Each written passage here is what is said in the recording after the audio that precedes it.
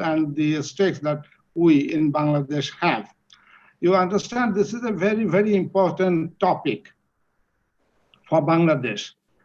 Being the most densely populated country, this maritime space in the form of exclusive economic zone is a great opportunity for us to harness the potential. And our young generation, I think, still doesn't know enough that this nation had been historically a seafaring nation. And not only we have the economic importance, but the political, strategic, and environmental importance is of utmost importance for Bangladesh, being a very climate change sensitive country. So with this initial, I'm not an expert really on this field, but with this initial statement, I will invite our Vice Chancellor, Professor Pagan, for your opening remarks. So, thank you very much, Professor Khan. Welcome, everybody. I'm not going to list all the names because then I always miss somebody and then people get upset. So, I would again like to ask all of the participants who are not speaking to keep your microphone on mute. Otherwise, we have too much background noise. Now, this is the third webinar in our series, and this is the result of collaboration between or among three premier institutes. The first one being BIMRAT, the second one being ICAD, and the third one being IUB. And listening to these webinars closely, two different, very, very different scenarios can emerge in one's mind. In one scenario, in the future, what we will have is clean rivers flowing into Bay of Bengal, and Bay of Bengal teeming with life, full of resources, and people living along those rivers and around that bay live in harmony and cooperate and collaborate in harvesting resources of that bay. But there's another scenario that was hinted at during the discussions, and that scenario is that polluted rivers would erode the land as they flow into bay, and the bay is a big soup of plastic with very, very few marine life in there, and the nations living along those rivers and around the bay are in conflict, fighting over power, influence, and over limited resources in that bay. The only way to make sure that the first scenario is what will happen, not the second one, is, as I pointed in the first opening to the first webinar, collaboration and evidence-based decision-making. That can get us to realize the first scenario. And I believe that the importance of these webinars is to create the awareness that is necessary to mobilize the resources working towards the first scenario. So I am eager to hear what your thoughts today will be on blue economy and how we can, in the future, tap into these vast resources in a better way without destroying the environment. So I hope we'll have a very productive discussions today. And again, thank you everybody for joining us. Thanks.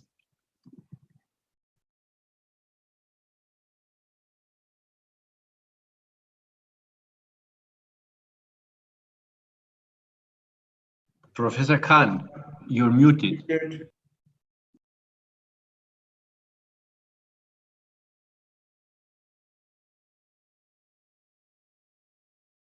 Yes. Now I think you can hear me. Yes.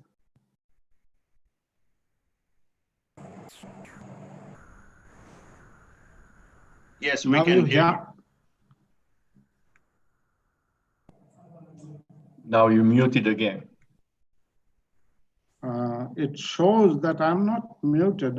Okay. Now it's okay. Go ahead. Go on. Okay. So, Vice Chancellor, you have laid out the broad canvas of what we are supposed to do. Now, let me invite Ambassador Tariq Karim who is not who has not just been a diplomat but also an academic since his early years of the career, and he is now a senior fellow at the Independent University of Bangladesh. So he will share briefly the proceedings of the last webinars. So Ambassador Karim, you have the floor. Thank you, Chair, and welcome all. I will, the Vice Chancellor has already given a sort of a broad picture of what we set out with. The first webinar, which was held on September 15, was our inception webinar. The chief guest was Professor Gohar Rizvi, International Affairs Advisor to the Honorable Prime Minister, and the keynote address on the overarching theme on likely geopolitical, geostrategic, and geoeconomic scenario in the Bay of Bengal region and implications for Bangladesh was delivered by the Foreign Secretary, Mr. Masood bin Momen. Apart from the keynote speaker, there were two discussants, Professor Imtiaz Hussain of IUB and Professor the distinguished fellow Professor Mustafizur Rahman from the Center for Policy Dialogue. We also had some very special guests, Ambassador Naoki, the Ambassador of Japan, and among them, and of course, Ambassador Shahidul Islam, the Secretary General of BIMSTEC. It was an excellent seminar. It was an eye-opening in many ways. It led to the second webinar, in which the keynote speaker was our own Professor Salimul Haq, the director of ICAD. There were two panelists, Professor Anamita Danda from the ORF in Kolkata and Professor Anamika Barua from the IIT Guwahati. Again, they highlighted many of the environmental and ecological aspects of the Bay of Bengal, how it affected not just Bangladesh, but the entire littoral countries. One of the things pointed out in the discussions which took place after the keynote speaker and the panelists had discussed was that we also need to take note of the ecological dangers that were looming and on which further deep research needed to be undertaken. And those hopefully will lead to serious research being undertaken in collaboration. Our partners, BIMRAD and ICAD, together with IUB, I hope that we will, after the series of webinars is over, get together and launch a series of action-oriented agenda for us to bite into and present options to the government to consider in future consideration of this very, very important commons. I would in fact even describe it as an existential commons for our future prosperity and development. With that, I will close. All our participants we will share a consolidated summary of the proceedings for you to be able to take note of, and those of you who wish to follow individually or in collaboration will then be able to do so. Thank you very much, Chair. Yeah, thank you, Ambassador Karim. Now, please allow me to lay the ground rules for our session today. First, we'll have the keynote speech by Rear Admiral Khurshid Alam. Then two panelists will share their comments. And then we'll open up the floor for comments and discussions. Distinguished participants, you can post your comments in the chat box, as well as also you can raise hands. But we would certainly like some of the participants to raise the hands and come on camera and make comments and questions. So with these, let me first introduce our outstanding speaker today, Rear Admiral Khurshid Alam. He has a distinguished career in his life. He is an outstanding expert, I can say, in this field, globally renowned expert on maritime issues. And he was intimately involved in the maritime delimitation negotiations with Bangladesh, between Bangladesh and Myanmar, Bangladesh and India. And also he attended all these UNCLOS and many other international issues, negotiation issues. He was the first president of the ISA, International Seabed Authority of the UN Convention on the Law of the Sea, in his first assembly, 22nd assembly in 2016. Then he was defense advisor of Bangladesh in the our High Commission in Malaysia, and then chairman of the Mongla Port Authority. But overall, above all, he's a member of our class. He is an academic, a researcher, and currently also he teaches at Dhaka University and at Southeast University.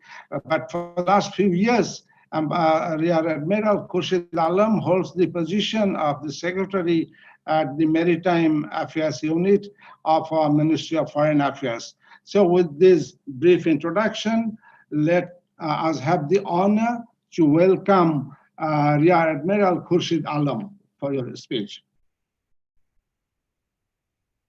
So Ambassador Alam, you have the floor.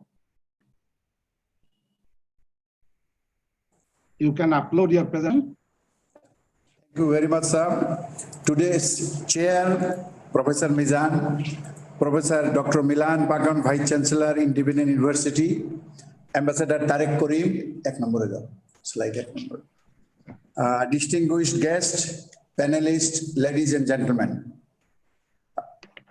Greetings and good morning to all of you from the Ministry of Foreign Affairs.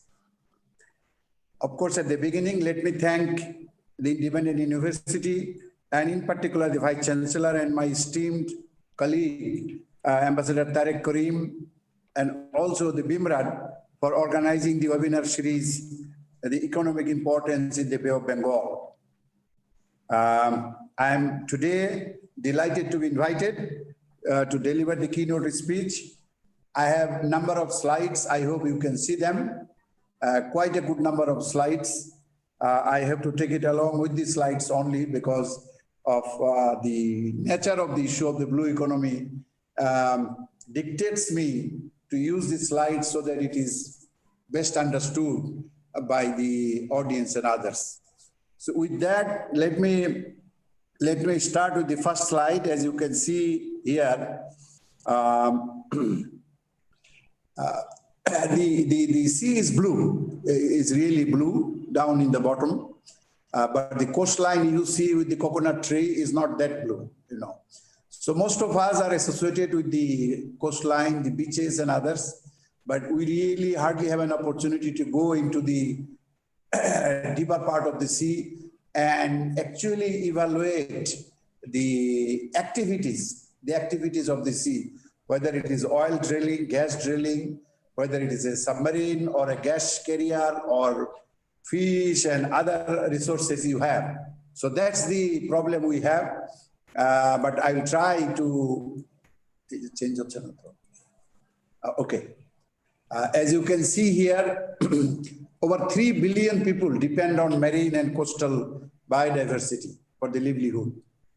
Globally, it is about $3 trillion market per year. Fisheries, of course, is the bulk of it, employs about 200 million people. And of course, sea is getting polluted and eutrophicated. And roughly 80% of this pollution originates from land, including plastic. But shipping is also another important issue which we will be coming along to discuss. In Bangladesh, as you know, we are a riverine country. We have been studying since our young ages that we are a riverine country. So that has made us Nodimatrik Bangladesh, meaning that wherever the river finishes, Bangladesh finishes. So we hardly knew what is happening out at sea. So if you can look at this diagram, Bangladesh was actually cut off from the main sea by two lines drawn by our two neighbors, both India and Myanmar, which are equidistant line, and you can see here in the slide, that only gives us, only 100 nautical miles of sea. So that's the situation. Next.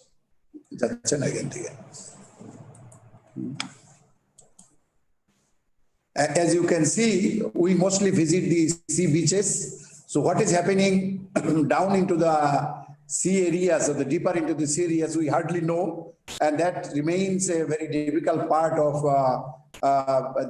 especially the people living in the cities like Dhaka, and the decision maker and the policy maker. That's why for long 35, 36 years, we did not have a maritime boundary. Next. So let me tell you that some of it,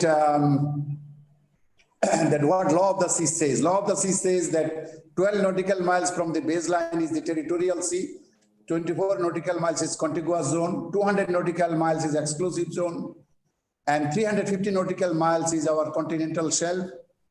And beyond 200 miles, it is high sea, and beyond 350 nautical miles, it is called the area.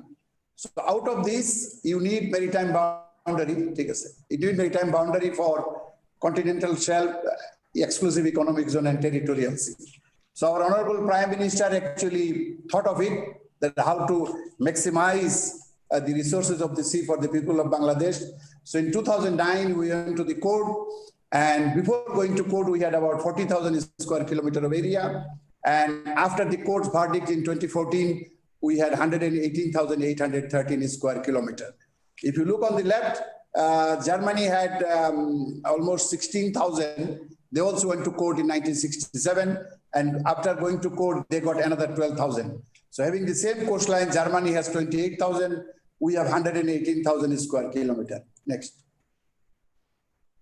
If you look at the South China Sea, you can feel that it's so much clumsy, and everybody is claiming Vietnam, Indonesia, Malaysia, Brunei, Philippines. So there's actually a mess. So a boundary is required to have the resources to be collected by the coastal country. And this is what we got. From the coastal area, if you see it is about 660 kilometers long, and depth-wise, if you see about 2,300 meters of depth, that is our area. So whatever living resources in the water and the non-living resources under the water in the seabed and subsoil belongs to Bangladesh. An estimate, the total gross marine product of the seas is estimated to have been about $24 trillion. And out of that, the human being or all the countries are only using $2.5 trillion. So that means there is a scope for everybody to go to the sea. Yeah.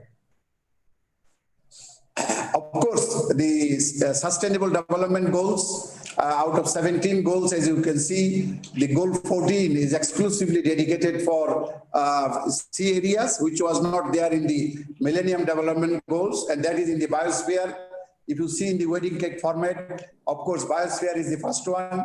Then, of course, comes the issues of the society, and finally the economy. A healthy ocean is a must, and that's how we have, in fact, from 2014, from September 2014, we have formulated the dimensions of blue economy, which includes, as you can see in the slide, whether you call it fishing, shipping, tourism, or oil and gas, energy sector. All these includes in the blue economic sector. But main idea is that, the social functions, the environmental and economic, all these three are interlinked and must be maintained at all costs. As you go along, I will express. First, let me say about the fisheries. As you can see, the top left-hand side, our fisheries are in the center of the slide. Those small boats, they fish from our coastline to about 25 to 30 nautical miles. And then you have these steel-bodied trawlers, which in the bottom right-hand corner or in the center, those go another 30 to 40 kilometer. So totally, we are harvesting only 60, 65 or 70 kilometer from our coastline. Rest, about 600 kilometer, we do not have any deep sea vessel.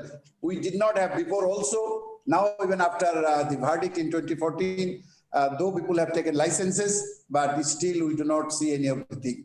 As you can see in this one, the much of the concentration of the fishing boat is within 40 meter of water contour. All these dots, the green are wooden boats and the red are the trawlers. So they are all inside this 40-meter contour, which are actually destroying our seabed, as well as the all types of fishes we have within our near coast area. Well, this is the figure for the fish we have caught. Of course, we have done very good in the land, but if you talk about the sea, there are 9 million tons of fish have been caught in the Bay of Bengal by all the countries. Last year, our share is only 120,000 metric ton, and that's a very dismal figure. Why? Because we do not have this long line fishing. To catch tuna or the big fishes which are about 100 meter or 150 meter down under the sea, those fishes we cannot catch because our nets are hardly, it can go 20 meter, 30. So both long line and part staining, which are deep sea fishing, are missing. You would need almost 235 million tons of fish. Right now, it is about 179 million tons of fish are being produced, either capture or culture. But then we need this extra fish because of the population increase and nutrition.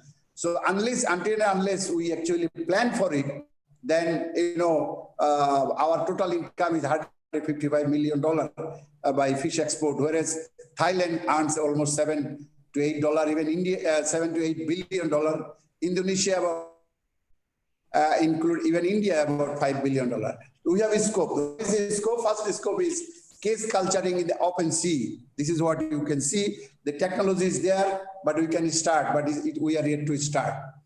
Most of the countries are, this is, you can see all these big fishes are being cultured these days. Nobody is going. But look at our, even Hilsha. We have been trying to culture Hilsha in our ponds for the last 50 years. If we would have tried in the open sea, probably by this time would have been successful. And culture would have ensured us free supply, regular supply, and also cost. In our fishing trawler, there is hardly any technology. We have not imported. But look at commercial fishing, hardly we use the technology. But look at Norway, they have started in 2008, even salmon farming. And by 2008, right now, they're the #1 in the world in salmon export. So if countries like Norway can do it, we can always take the technology and the other resources needed to start off.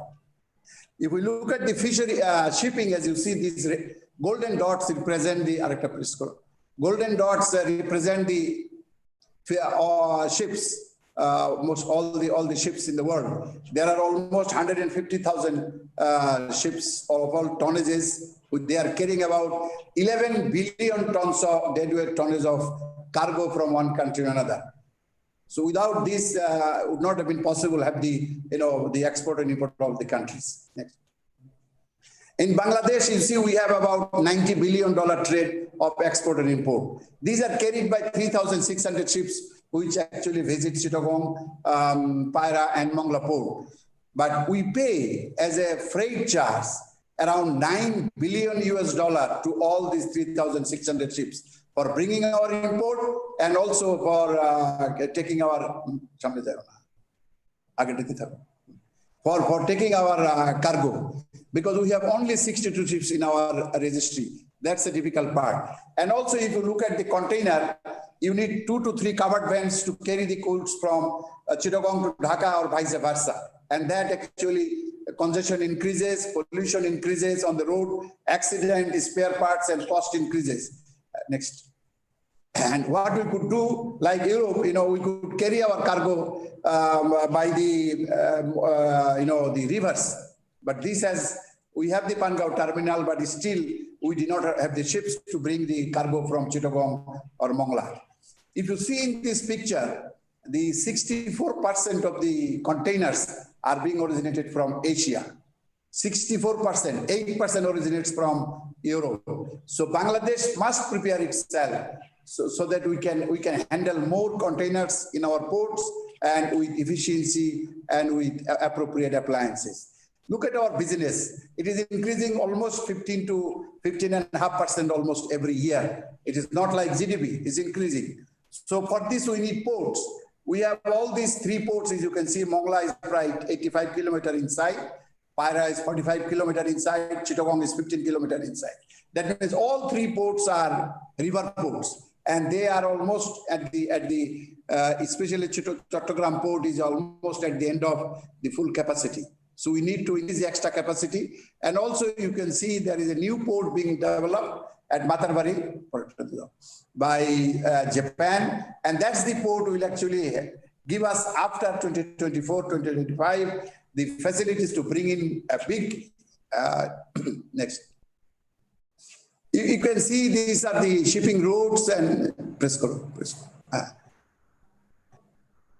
you can see the daily sailings to various ships, various areas, and also the number of days it takes from the main routes. So all these are there, but then we need to probably move faster, in this area to improve the facilities of our ports and other ancillary facilities we need to develop. Next. Next. You see the biggest ship is 24,000 TEUs, 24 equivalent ships in the market. But the ships which comes to Bangladeshi port are on the left-hand side. They carry only 2,500 to 3,000 containers. So we need to increase the depth of our port so that we can accommodate bigger container ships for the benefit of business. Another area is coastal shipping. That's also very important. We have signed an agreement with India, but we need to move along with the coastal shipping. These are the ships which actually can be used for the coastal shipping. We have quite a number of them because the 62 ships, they are actually international trade, but these ships could be utilized in the coastal shipping. Shipbuilding, we are doing good. We are exporting ships. We have almost 100 odd, shipbuilding yards. Right now, we are producing 0.84% of total world production. But if we can increase it to 1%, it will give us about $200 billion market. So that's a big market. So to sustain this sector, we need seed money and continued financial patronage and the banking system, which right at the moment we don't have. So, shipping is a value addition. As you can see, if we have a shipping industry, so many of the value addition, including design, drawing, supply, the labor, crew, agent, and everything. So it is a manpower intensive industry. That's what we must ensure, Ship recycling, yes, there are 4 countries, next to them. 4 countries does this ship recycling: Bangladesh, China, India, Pakistan. But sometime Bangladesh is first, sometime China is the first one. But the only problem, if you see this slide, that means we are also polluting quite a bit, because the seas are almost, in the coastal waters, these are cut into pieces almost openly, without any protection. So that needs to be taken care of. Biotechnology, using the seas, plants, and various fishes to produce health and cosmetics, food, aquaculture. We don't have this industry right now, but we need to go along. These are the biotechnology, expanding the value chain. If we want to, we have to move along. Next. You see the cone snail and others, people are using, fish and Caribbean sea squid for producing iandolis, which are actually used for cancer, and halavan also from deep sea spawns. So there are countries which are using this. This is around $2 billion market, but Bangladesh, we are yet to start. These are also produced from the algae and the seaweeds. Next. But we are happy with the dried fish only, but we must move away from this one. We must also move to the non-conventional fisheries, oyster, mussel, and clam culture. As you can see, a codfish. This is from Iceland. Every part of the codfish they utilize, even the skin. Next. Even the skin they use to make jackets, so the very costly one. Next. So look at the Belgium coastline is only a 67 kilometer and our coastline is 710. So Belgium exports almost $1 billion of biotechnology. So we need to probably move along very fast. Tourism, as you can see, we really do not have much. It is $1.3 trillion industry, but still we are not there. Only one ship which came to Bangladesh is Silver Discoverer. That was actually visited Moheshkhali, and that's the only thing. We really didn't have any other ship. Next. Oil and gas also, as you can see, 32% of the global hydrocarbon are recoverable from offshore. It is increasing, but for us, next. You can see in Bangladesh, we had 28 sea blocks before going to the court. Now we have 22 blocks. Closer to our blocks in the yellow, Myanmar has got gas, and in the yellow near Indian coastline, they have got gas. But in our area, from 14 to till today, we have not been able to carry out substantial seismic survey for exploiting the seabed and other areas. Emerging marine renewable energy, as you can see, solar, offshore wind. Yes, offshore wind is not very effective in Bangladesh, but tidal, next job. Tidal energy could be a big one. Wave energy, as you can see here, could be a big one.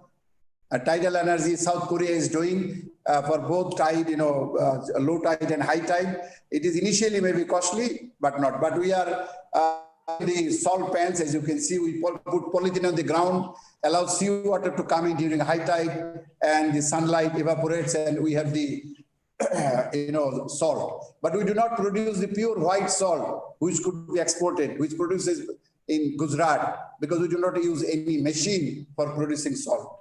Next. Offshore wind, yes, we have been carrying out exercises and also studies, but not very successful in Bangladesh waters. Next. You look at the submarine cable, we have two, as you can see. There are almost 1 million kilometers of cables all over the world under the sea. And they produce almost $10 trillion worth of business value every day. $10 trillion every day. And we have no clue what is happening and who are the owner of this. This is actually equal to GDP of 3 developed countries, as you know. We have done this single buoy mooring offshore. Yes, this is giving us some service. Next. And also for the LNG, LPG supply, this is also right near the Moheshkhali channel. We are getting the LPG and LNG. Submarine mining, yes, it is probably not today. We will have to wait for some time to have the submarine mining from the Indian Ocean, whether it is polymetallic sulfide, neutrals, and others. But in this slide, whatever heavy mineral you see, zircon, deutile, these are actually, I have in fact published in my book. These are available in our beaches. The only thing we are yet to start extracting some of these. Some beaches we won't be able to, but some beaches we should be able to. Next. These are also deep sea mining. In this area, India, Singapore, China, they are doing deep sea mining in south of Indian Ocean, but probably we'll have to wait our turn. What we are doing is a gas hydrate. Gas hydrate are nothing but is the same methane gas which are actually solidifies into ice in the bottom of the sea. So we are carrying out a study to find out how much gas hydrate are available in Bangladesh waters, because India has already detected gas hydrate there. So maybe up next year we'll be able to say how much gas hydrate we have. Next. So, and if you can see here today, there is about $9.6 billion. It comes from our blue economy. We have carried out a study with the European Union, and this is what is our figure, but we can increase that. Let's see. Because these days you can have the technology, you can go up to 11,000 meters to find out what is happening. Previously it was not. In 1980s, we could go only 50 meters. Next. And also the maritime domain, I know what is happening out at sea, whether it is on the surface or is underwater. We really do not have any equipment or any surveillance capability which we need to develop. Next. The pollution, as it has been mentioned by the Vice Chancellor, pollution, yes, is a big problem for us. Next. You can see also the plastic pollution, litters are there. Next. And if you see this picture, there are about 150 million metric tons of plastic in 2014. And by 2050, the figure will be reversed. There will be 850 million metric tons of plastic, and fish will remain more or same. So if you actually throw a net, you might get much of the plastic than the fish. Next. Also, the invasive species, you can see in the Bay of Bengal, there is a big dot. That means there are more than 150 to 250 species are there, which is actually carried in the ship's bottom. We need to also take action on that. Next. And also because of eutrophication, as you can see in the Bay of Bengal, Ambassador Tarek Karim has been trying to, say this. The dead zones have already been created almost in the Bay of Bengal, very close to our area, and that's mostly because of the pollution and the eutrophication we cause from the land. Next. So coastal habitat, coastal habitat we need to probably develop by both ecosystem-based and physical engineering and also socio-economy. The right-hand side, those tetrapods are the best to give into the coastal belts and areas, and also the down below, the greening the coastal belt by mangrove forest. These are the best option which we can have for the coastal habitat facilitation. These are marine spatial planning. That means for every type of fish or every type of areas we can have special planning, separate the areas for shipping and others, so that the various stakeholders, they exactly know which are their areas. This we have not started, but we need to do it. The most important is the training and education for because we have not started, like in India, they have started in 1960 teaching oceanography. But in Bangladesh, we have started in 2013 after the Myanmar verdict was received. So 2013, 2014. So we need this much more than probably, so skill, human power is not there. Now, Honorable Prime Minister has established Bangabandhu Sheikh Mujibur Maritime University, Bangladesh Oceanography Research Institute, Oceanographic Department in Dhaka. There is Marine Science in Chittagong University and also in Khulna and Patuakhali University. But we need more human resource so that they can sit in the ministries and can plan for what would be our target out at sea through which we can go. Right now, the low-hanging fruit is probably the best option. There is the fish and fish oil, and from there on we can move to cosmetics, others, and pharmaceuticals. As you know, Brazil is the first country in the world in producing cosmetics. If you look at this picture, sir, I always show upside down. Bangladesh is down, and you look at up. So if you look down southwards from Bangladesh coastline, we are not a small country. We are a very big country. I call it our third neighbor and an oceanic country. Because if you want to go to Myanmar, you need passport and visa. If you want to go to India also, you need passport and visa. But you go down south, you don't need a passport and visa. What you need is a ship and some skilled human resource, and with some, either it is a fishing or for research and for any other, biotechnology-oriented equipment and everything. You can go to the Indian Ocean, and through Indian Ocean, you could go to the Pacific and also to the Atlantic to catch fish or other resources and bring it for the teeming millions of Bangladeshi people. You cannot go somebody else's area, 200 miles. Otherwise, it's all free. I'm going to finish, but looking at the example, you see this example, what I keep saying that everybody has a capacity, but has this capacity been turned into capability? Then there is a problem. You see, a 1300cc car has fallen down in the water. It needs to be picked up. So a 5-ton crane has been brought in, next down, and it has been attached. But the crane had the capacity of 5 tons, but he did not know, the operator did not probably know, did not develop the capability that if it is fully stressed, its capacity will not remain 5 tons. So when he tried to push, as you can see, that is what it happened. So somebody suggested, no problem, we get a bigger crane, 15 ton. So another bigger crane was brought in. As you can see, it has been tied down. But again, this crane had the 15-ton capability. No, crane had the capacity of 15 tons, but the The operator, he did not have the capability that if it is fully stressed, it will not remain so. So when he tried to push them up, you see the same thing happened. So that's what next. That's what the Albert Einstein has said, that doing the same thing over and over again and expecting different results. Ladies and gentlemen, it's not going to happen. I'm sure all of you who have listened today are very meritorious and you know what is to be done. I would request all of you so that in Bangladesh we can increase our capability, not depend on the capacity only. If we increase our capability, we can go to sea, bring back the resources and change the fate of our teeming millions in the future days, and thereby we complement the effort of our Prime Minister to make a developed country by 2041. Thank you very much, sir, for patient hearing, and I'm sorry to take more time than it was allotted to me. My apologies, sir. Thank you very much. Thank you, Admiral Alam. No, it was a pleasure. You had taken time more, but it was a pleasure for us to listen to your excellent presentation with all the visual pictures. And let me share a fact. I had the privilege of working with you for a very short time in 2009 when Bangladesh was in the process of ratifying the UN Convention on the Law of the Sea. Then Barrister Morshad was the advisor on maritime affairs at the ministry. So I remember with pleasure that we have worked together for some time to prepare the ratification paper for the government of Bangladesh. So thank you, Admiral Alam. So now let me have the honor to invite our panelists. First, I think, as the program shows, Professor Selim Raihan.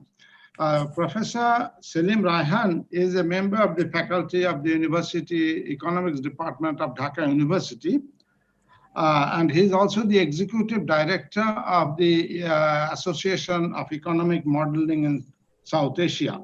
He's an expert on empirical research. He's a senior research fellow at Manchester University, from where he had his PhD in economics.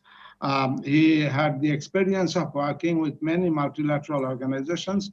So with this, let me invite Professor Selim Raihan to share your comments, please.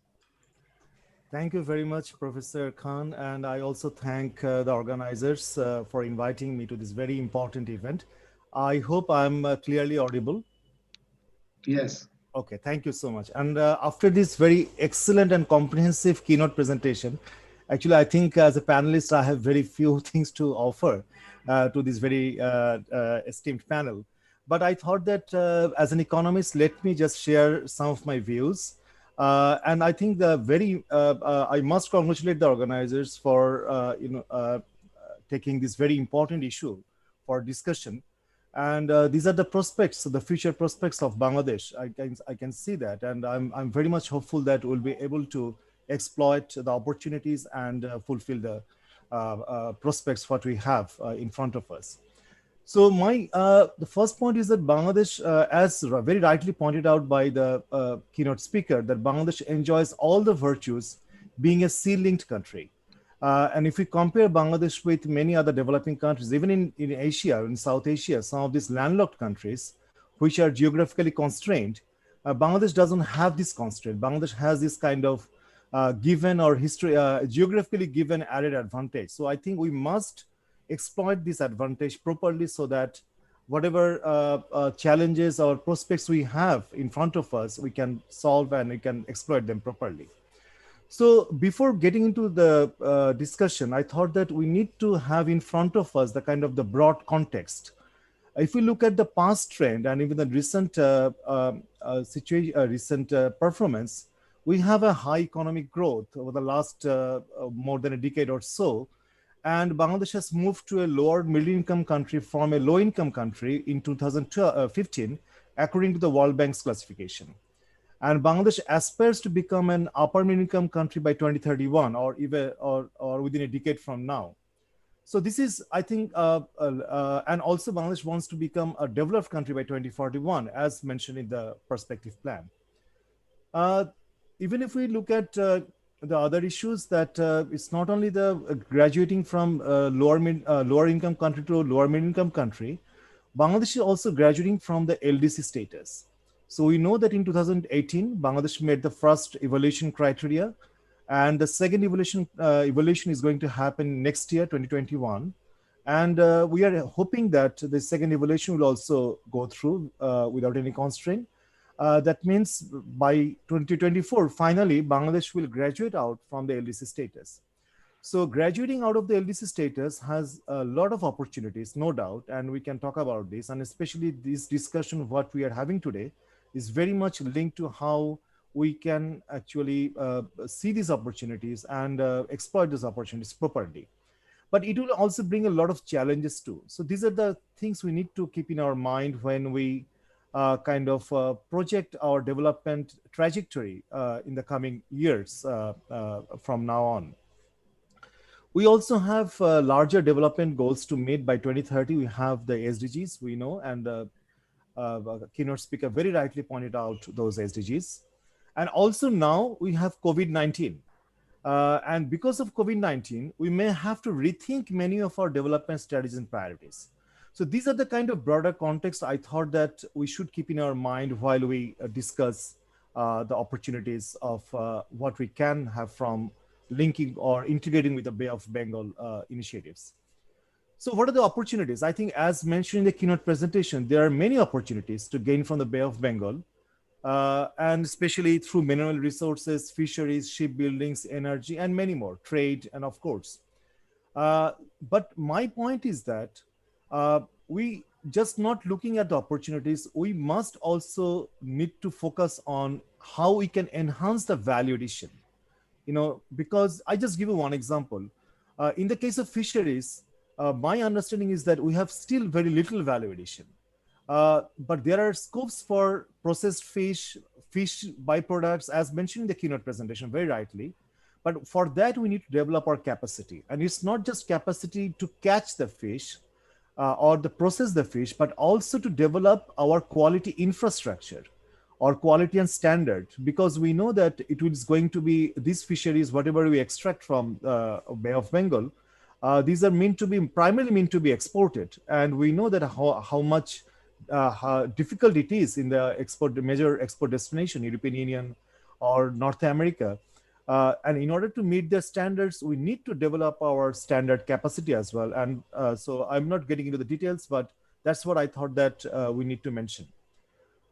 When you look at the challenges, actually the keynote presentation talked quite a lot about this, but I thought that just to flag a few of the important issues. Our sea-related infrastructure is weak, and in many areas is very weak. So for example, when it comes to trade logistics, because since the seaport our 90% of the trade, the sea-related trade is actually happens to Chittagong port, we all know that.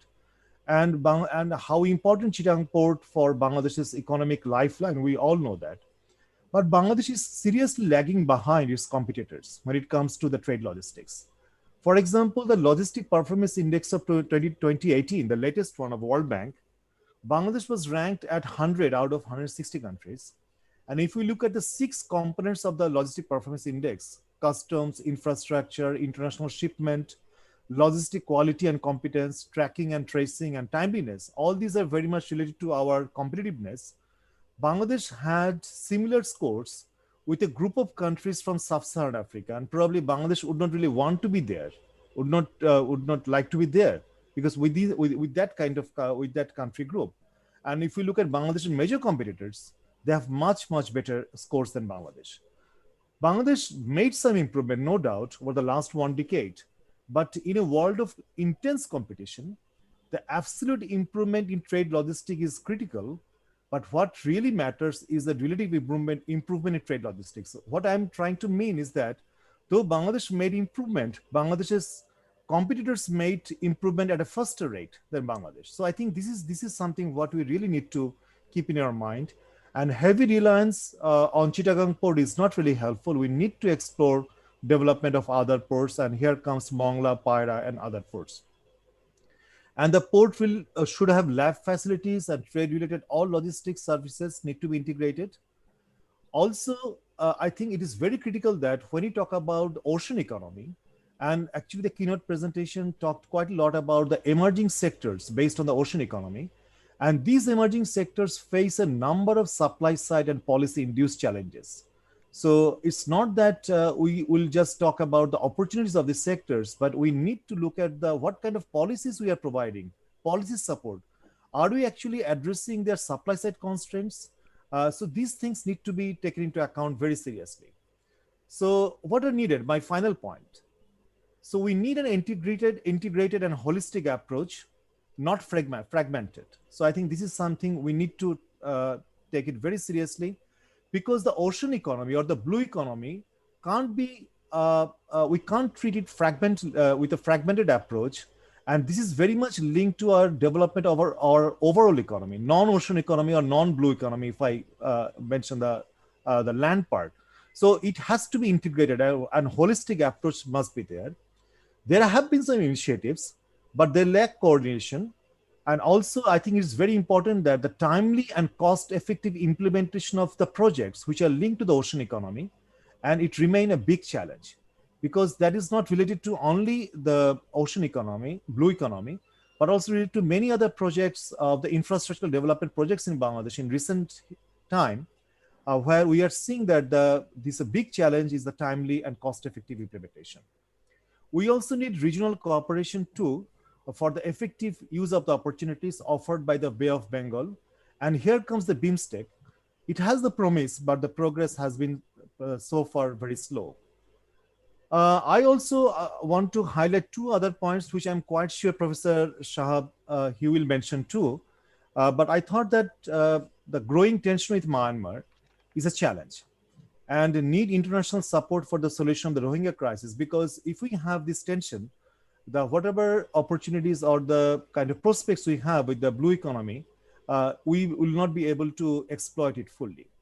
And also very sensitive issue, especially the issue of China versus India, can also block many of the development initiatives of Bangladesh in the Bay of Bengal. The China factor has both economic and political dimensions. India is definitely concerned about Chinese presence in its neighboring countries. However, while India has reservation about China due to its bilateral political relations, most of the other South Asian countries actually see China as a major trading partner and a source of FDI. So as far as Bangladesh's position is concerned, that's what I really want to highlight, that Bangladesh needs investment from both China and India, and for its economic development. In this context, it's more of the economic interest than any geopolitical interest that should drive Bangladesh's relations with India and China. And also, so far, Bangladesh, compared to some other South Asian countries, here I'd like to flag this, that it has been able to maintain a reasonable balance of relations with China and India. Therefore, for Bangladesh, the issue is not China versus India, but India and China. My final point is that, very final, is that we should not consider Bay of Bengal primarily for extraction. And there is the danger that we treat it as a kind of area of extraction of mineral resources, extraction of fisheries, because over-extraction can lead to environmental degradation and loss of eco-balance. Economic impacts can be linked, and also if we look at the economic impacts, this kind of extraction-based approach or extraction-based economy can also link to dust disease, where easy extraction can lead to suppressing other sectors' growth in the economy. So I'll stop here, and over to you, Honorable Moderator. Thank you very much for giving me this opportunity. Thank you, Professor Raihan. Thank you for your comments, wide comments, including your environmental and strategic issues, not just on economic. Now let us invite Professor Shahab Enam Khan, a professor at the Department of International Relations from Jahangirnagar University. Professor Khan had a distinguished academic career, having his education from Dhaka University, Jawaharlal Nehru University, as well as Harvard University. Professor Khan also has got the experience of working with many multilateral organizations. So over to Professor Khan for your comments. Thank you, sir. I assume I'm audible. Thank you very much, and particularly my sincere appreciation to the Secretary for enlightening us with absolutely the basic information as well as the advanced level of information. Thank you, sir, for that. Perhaps even Professor Salim Raihan has touched upon many critical pending issues, which I think over the period of time, Secretary and the government of Bangladesh will be looking into. Now, my focus will be slightly different, and I would certainly take it from Professor Salim Raihan, is BIMSTEC. Now, BIMSTEC is one of the very few institutions that we have a solid interest in. A, it sits between South and Southeast Asia. B, it sits on the top of Bay of Bengal. And of course, it has a greater outreach, which also includes all the way up to Thailand. Now, there is a discussion going on whether BIMSTEC should be expanded or not. And if BIMSTEC is expanded, naturally, the whole territorial issue of Bay of Bengal and beyond will essentially come within a greater geospatial entity. Now, even last week, I was listening to the talk of Sri Lankan Foreign Secretary at BIMRAD National Maritime Institute dialogue, and where he emphatically and quite boldly stated that the South Asian countries as well as the ASEAN countries should have a common narratives and common standards for the governance of Bay of Bengal, given the geopolitics that is unfolding across the world. And perhaps one of the agenda that matches with Bangladesh government is the faith on the multilateral institutions, in which the multilateral institutions actually sets standards and norms. However, the question remains that the existing standards and norms will be adequate in the future, coming future or not. Now, even if you look at International Seabed Agency, where our Honorable Secretary was involved with, has recently contracted 21 contractors for 15 years to do ocean bed exploration, which starts from Clarion Clipperton Zone to Indian Ocean to Mid-Atlantic to South Atlantic to Pacific. So we're roughly talking about almost more than 1 million square kilometer of area when unmanned technologies will be used, new technologies will be used, and definitely the ethical context of these exploitation or exploration will eventually become a question. Now, even if I take the case of India, immediate neighbor of Bangladesh, has undertaken $1.1 billion sea exploration proposal, which will sort out their crisis in terms of ocean energy and, of course, seabed mineral resources. So you're now seeing that within our immediate neighborhood, these explorations are coming up. And in that case, again, I'm referring back to Admiral Khurshid when he talked about the technology remains as a critical factor. And this is a concern for not only Thailand, Bangladesh, or India, but also Sri Lanka. Now, why that is the issue? The very simple reason is the ships or the fisheries being fetched are using old traditional methods. And therefore, the question of the surveillance of these fisheries and the exploitation done by these fisheries remain largely unreported. And even the Sri Lankan authority claimed a couple of years back that they have spotted 40,544 foreign trawlers in Sri Lankan's territorial water. And the question is, that is only the reported one. And on that anecdote, they also said there are more than that. Now, even if you look at the ASEANs, they're the producers of 25% of world's fish. That says that essentially that is also the reported one.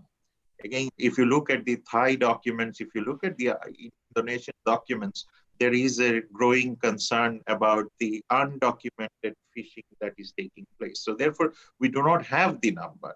Even if you look at illegal fishing transforming into massive overfishing, has created, comes with another critical issue called plastics, and 235,000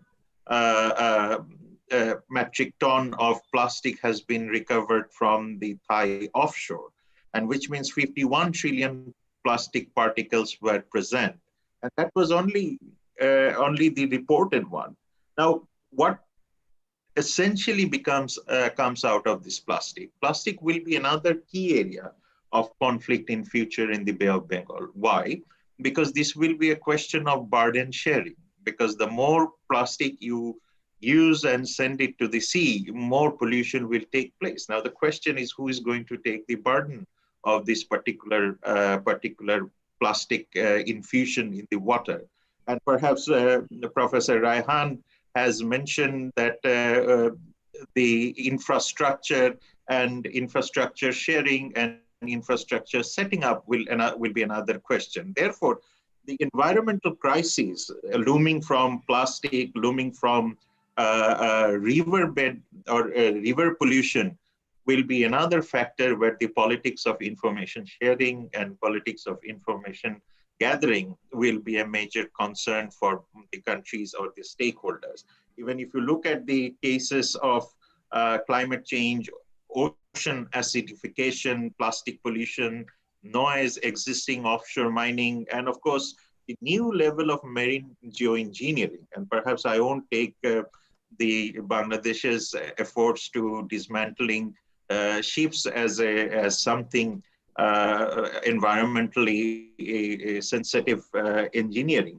But perhaps the new level of marine geoengineering that we are seeing in Chinese offshore and the Japanese offshore is also going to keep us into some sort of back end of the whole situation. Even by 2025, this data has just recently come out that 6 out of 10 ASEAN countries and 4 out of 8 South Asian countries will be massively mismanage their plastic wastage.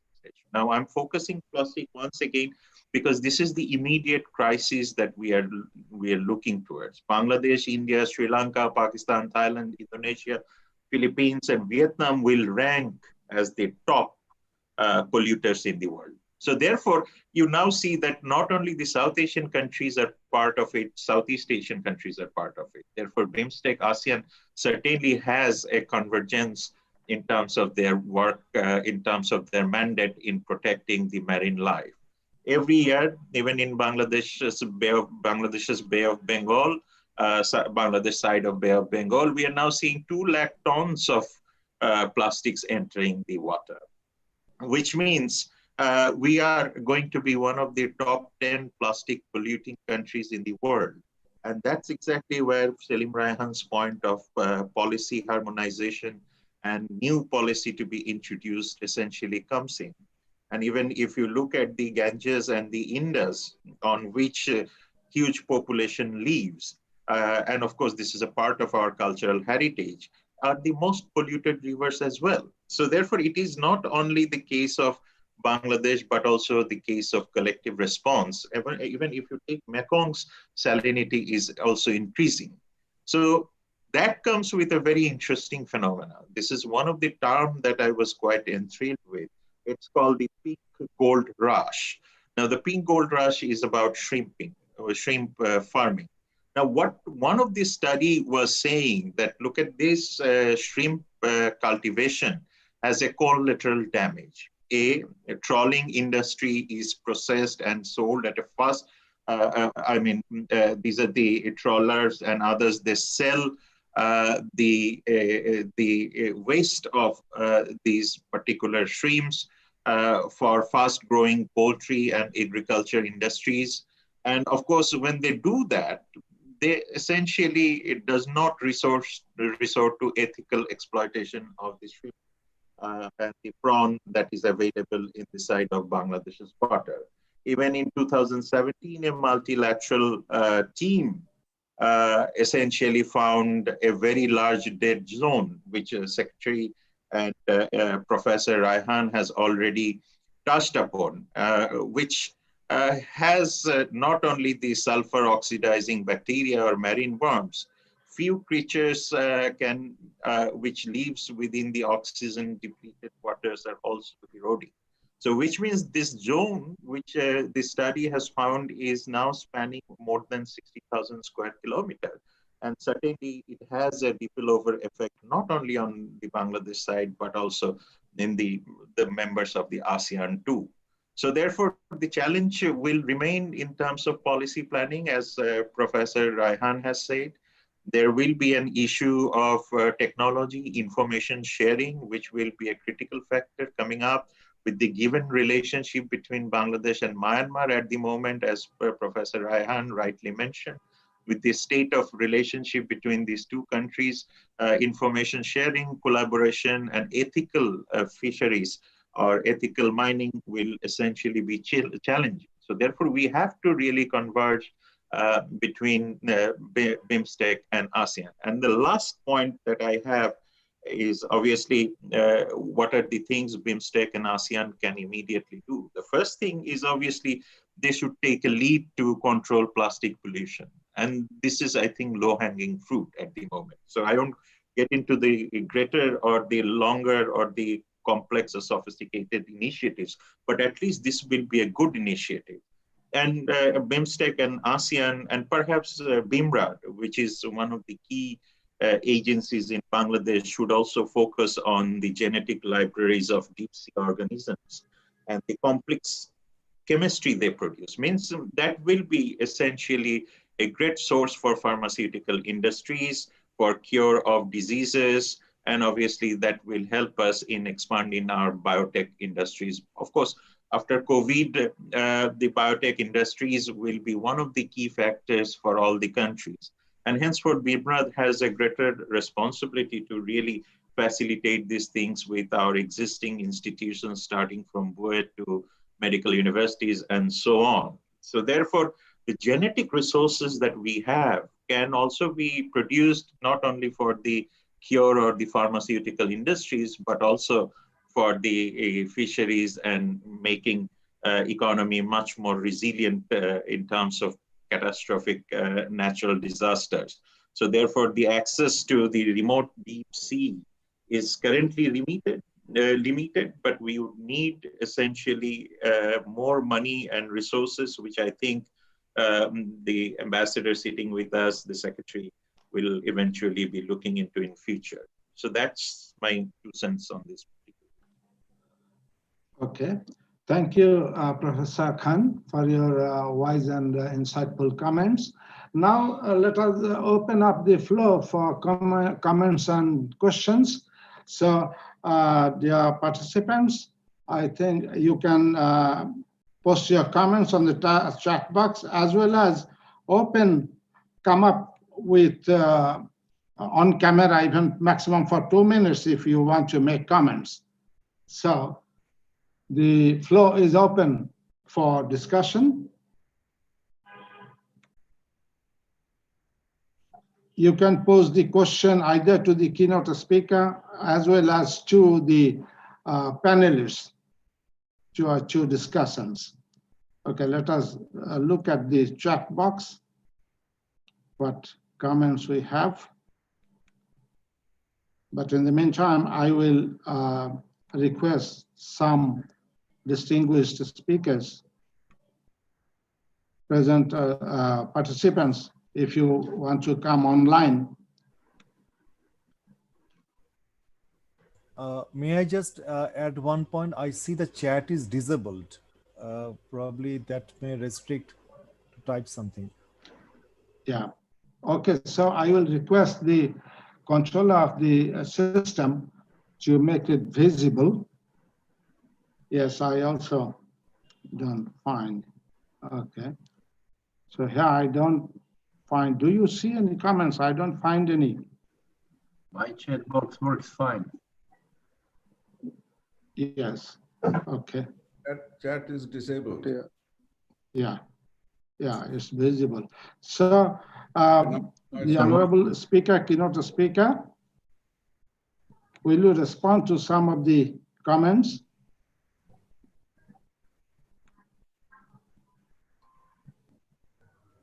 Respected moderator, I have raised my hand. Yes, sure. I'm Admiral Kazi Sarwar. Yeah, yes, sir. Can you hear me? Yeah, sure. Please come on. Okay. Thank you, sir, for giving me the floor. I am Kaji Sarwar. I represent Bangladesh Institute of. Can you hear me, sir? Yes, sure. Thank you very much. My name is Kaji Sarwar. I represent Bangladesh Institute of Maritime Research and Development, in short, BIMRAD. So first of all, I would like to compliment the keynote speaker, who was my teacher while I was in the Navy, Admiral Khurshid Alam, and also two of the panelists for an outstanding presentation on a topic which is so important and relevant for Bangladesh. Now I'm going to, about this Blue Economy Initiative, what I intend to do, give some practical perspective from my experience working in the Navy and also outside the Navy. So I will talk a very operator's point of view. So I wish I would be forgiven for being so practical and on-hands experience sharing exercise that I'm about to undertake.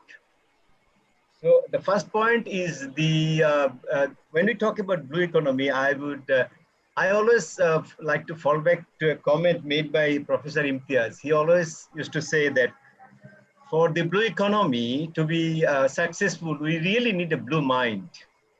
When he talk about blue mind, he talk about the population of Bangladesh to be aware about the potential of the resources, blue resources that we have.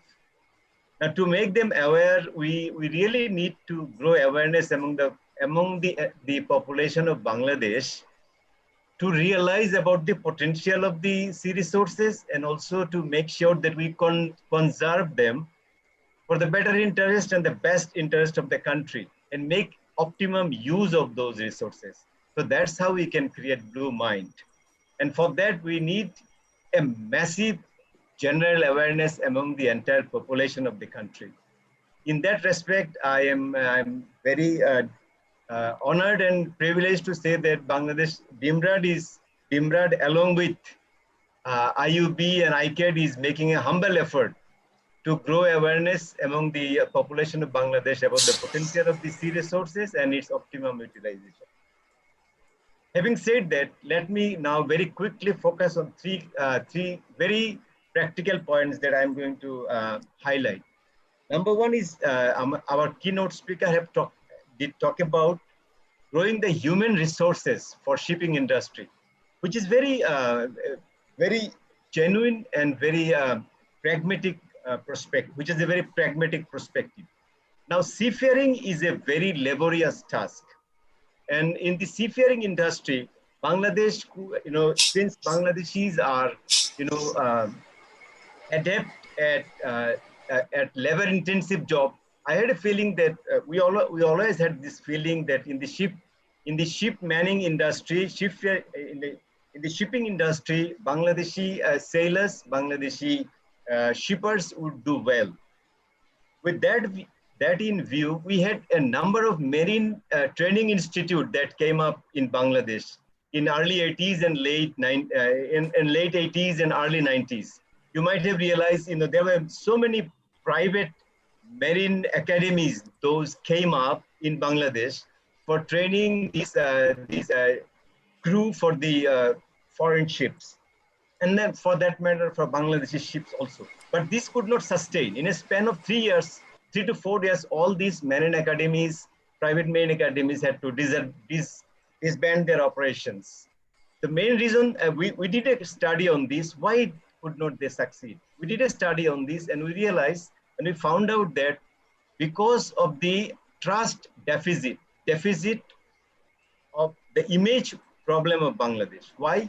Because the documents that we prepare from our government agencies, especially from the shipping, DG Shipping and many other government offices, the certification that we provide for these shipping crews are sometimes not genuine. They are counterfeit sometimes. So that, over a period of time, create a bad image about our credibility in the international shipping market. We lost that market. And within a span of 5 years, that industry went down, that industry was bombed. So there come the issue of policy harmonization and holistic approach that Professor Shahab and also Professor Selim Raihan talked about. So we need to do this harmonization within the policymakers and also policy analysts and also the researcher like us, that we are trying to make some dent in developing the maritime industry of Bangladesh. So this is one. The next thing I'd go very quickly. I only have 2 minutes. Next thing I want to talk about shipbuilding industry. Now you realize that shipbuilding, our keynote speaker has said that if we could raise the quota, quota of Bangladesh, I mean the percentage of shipbuilding from 0.8 to just about 1% of the global requirement, it would have been about like $9 billion that we could add to our national exchequer. For that matter, to the business. Now, the shipbuilding industry, it started with a big bang again, and it did very well, and it started doing well. We started exporting ships to many countries. But what happened in the long run, we again, that industry got stalled. Then why did we also did some study, and there was these findings that the shipbuilding industry, while we was not given proper was not incentivized from the government, government agencies, also financiers, because of there were some regulatory I will not say misunderstanding, regulatory gaps somewhere in the enforcement. For example, government was not initially agreed to accept that the shipbuilding industry is a export-oriented industry. Because if garments is the export-oriented industry, but shipbuilding is not an export-oriented industry. If there is an export-oriented industry, you get a lot of fringe benefits and also tax holidays. Shipbuilding industry was not given that tax holidays. So it started slowing down, and it's still slowing down. So this again goes back to my previous submission of that policy harmonization and the holistic approach from the government level. Last point, I would just take a few more seconds, talk about long line fishing. Now, I was in Maldives, and I worked in Maldives for some time, and we have negotiated with the Ministry of Fishing and DG Fishing to introduce deep sea fishing in Bangladesh. Government was very kind. Prime Minister herself was very, very keen to start deep sea fishing in Bangladesh. And she has given out lot of licenses to some of the trawler owners to conduct deep sea fishing. But again, to do a deep sea fishing, or at least to find out what are the resources and what are the how much fishing resources do we have at the deep sea, we need to be member of International Tuna Commission. I again fall back to the government and said that let us join the International Tuna Commission, and it's a very nominal fee, and then we start from satellite imagery. We can find out what are the fish stock we have in the deep sea resources.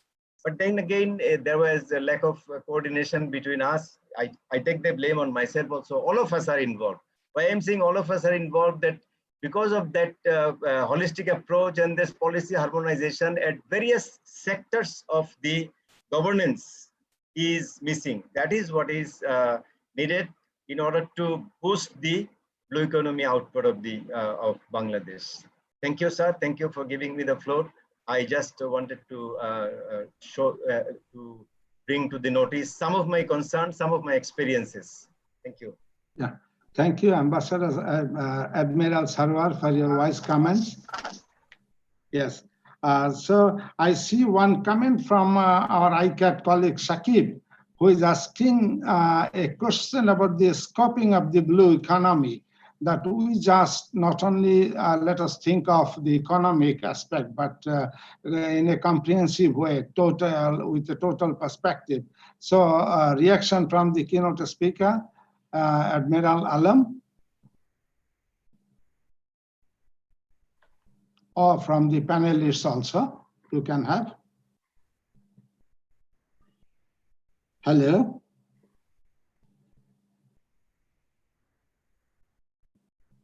Admiral Khurshid Alam. Admiral Khurshid Alam. Yes, sir. And another comment also addressed to you, Admiral Khurshid Alam, to dwell upon your idea of capacity versus capability. So if you can, then like students of marine issues like us, we can get to have a better understanding. Thank you.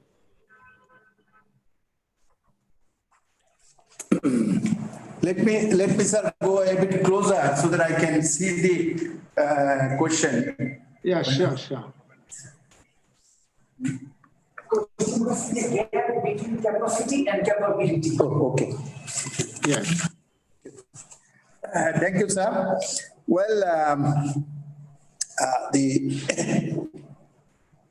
the first question is the gap between the capacity and the capability. In the marine sector, I think this is quite evident, sir, what we have seen, because first of all, we really do not have qualified human resource because the oceanography subject as a whole is being taught in the Bangladesh universities by 2014. It has started. So in 2014, people with Bangla in graduation in degree, they could do a 1-year master's. So only full course of 4 years oceanography have started only recently. So as a result, people who do not have experience of the sea, it's very difficult for them to actually plan and go to sea and get the resources. It is also in the fisheries sector. Let's say there is a fisheries academy. Yes, we do produce a lot of people from there, but these days they do not stay in the fisheries ship as a captain or others because they would like to go to merchant ships. So that means the experienced people we are producing through our academies, they are not staying with us. They are in fact going to other countries, and on board big merchant ships and other. So those are the problems. And what we have done from Maritime Affairs Unit, that we have carried out a study, and through that study we have in fact found out there are about 50 plus projects which can be taken by various ministries. So we have published in the form of a booklet and then given it to the ministries so that it becomes easier for them to take the project. Because otherwise the money is not going to come. So that is being done, and I hope that some of the startup industries will be initiated sooner than we think of. Coming back to Admiral Qazi Sarwar Hussain about his comments, let me tell you that the awareness, to bringing awareness among the general population of Bangladesh, it's a big asking. You have been in the Navy, I have been in the Navy, you know that our naval budget remained a very meager budget till 2010, till we achieved this victory. So that means the sea victory was used as a prime mover for the naval budget to be increased, and in last 10 years, the number of ships we have received, previous 20 years, we have not received the same number of ships. So you need a prime mover. Problem here in Bangladesh is we are competing with the garments. So the rich man's son is always the owner of a garments industry, because if you invest money, you can take it from the bank about 100 crore, invest about 5 crore from your own pocket, and you within 5 years you have the big car, also a house, and as I say, and also a beautiful woman. So a boy of 35 years old, if he has a house, a beautiful car, and a regular source of income, why should he go to sea where it is all, the water is very muddy, you don't see what is there or not. So that is where we are lacking. And also I can tell you that for 35 years, we did not settle our maritime boundary. Can anybody or could anybody say that was there any hue and cry in Bangladesh? Let me give you one example. That we have ratified the UNCLOS, Law of the Sea, in 2001, 14th of July, in the last cabinet meeting of the Awami League government in the last time. From that day, we had 10 years time to submit our claim on continental shelf to the UNCLCS. Myanmar, where there is no talk show, nobody even told them. They submitted the claim in 2008.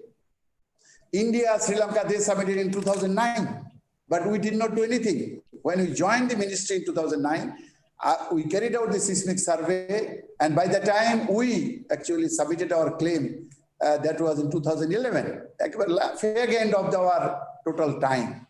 So in the court, in fact, both India and Myanmar ridiculed us, and they said, why Bangladesh to be given continental shelf? They could have submitted the claim much before. And we really did not have anything to say because the government is a continuous process. In the international court, we could not say the BNP could not do it, or the caretaker government did not do it. So we had to revise the ways. We actually cited Rabindranath Tagore's one of the poem in English. He Rajendra Tobo Hate Kalontohin. Sorry, Mr. Pagan, this is a Bangla Tagore's film, which it said, God Almighty has every time in hand. We are human beings, we live a very short time, and for Bangladeshi people, we need the resources most. So that's how we got the continental shelf claim, So the people in this country, we can talk it out, but then it is difficult.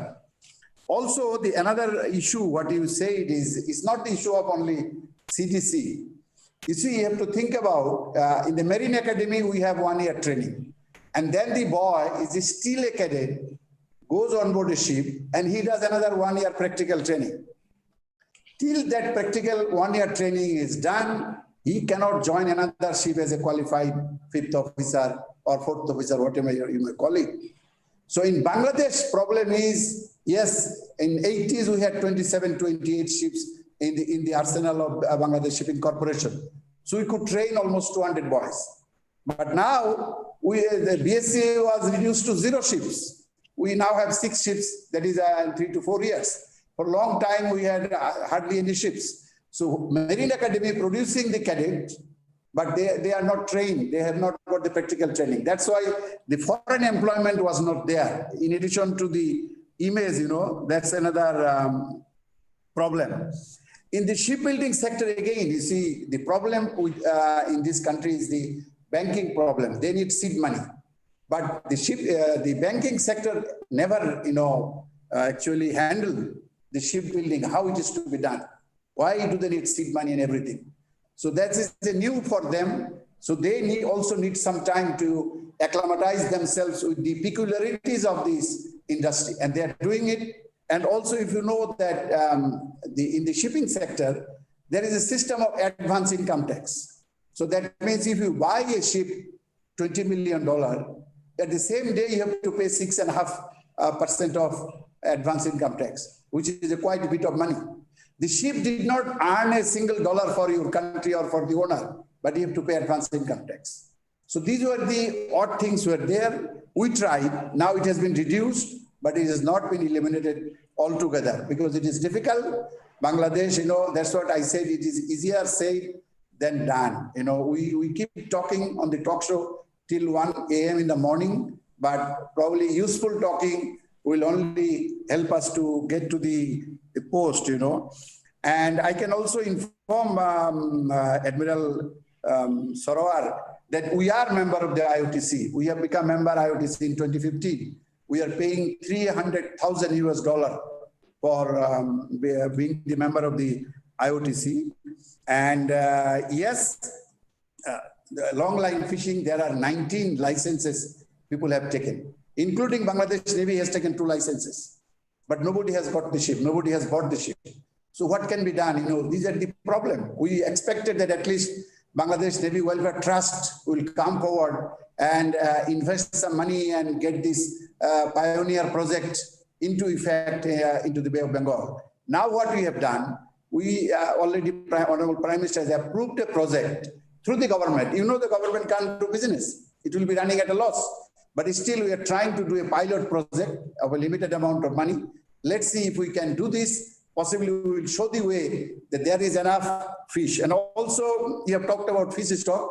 Only last year, we carried out the fish survey through Feedstock Nansen, a Norwegian ship, which actually was in our waters for 15 days. And the survey was quite good. And their result is that the fish stock level in the Bay of Bengal has remained as of 1979. So that's a very good news. But hopefully with this ship, we could do a little bit more survey and everything else. But the naval officer we put into this ship, he did not allow the full function of the ship for fear of submarine operations. So these are also handicaps, maybe very small, but then it actually hampers the growth of certain objectives in the mission we had. Thank you, sir. Okay, thank you, keynote speaker, Admiral Alam. Now, please let us invite the Director General of BIMRAD, Commodore Kazi Imdad Haq, who has raised his hand for your quick comments. Sir, Commodore Imdad, please come on. Thank you. Can you hear me, sir? Yeah, sure. Yes.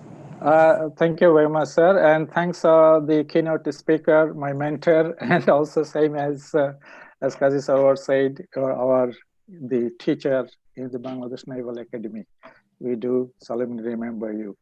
Thank you very much. Also, thank you other two panelists for their beautiful presentation. So, to the speaker and also the panels, I have a few questions. It's not my suggestion. It's Bangladesh, while Bangladesh tries for the economic benefit from the Bay of Bengal, and at the same time, the Bay of Bengal has become the epicenter of great power competition.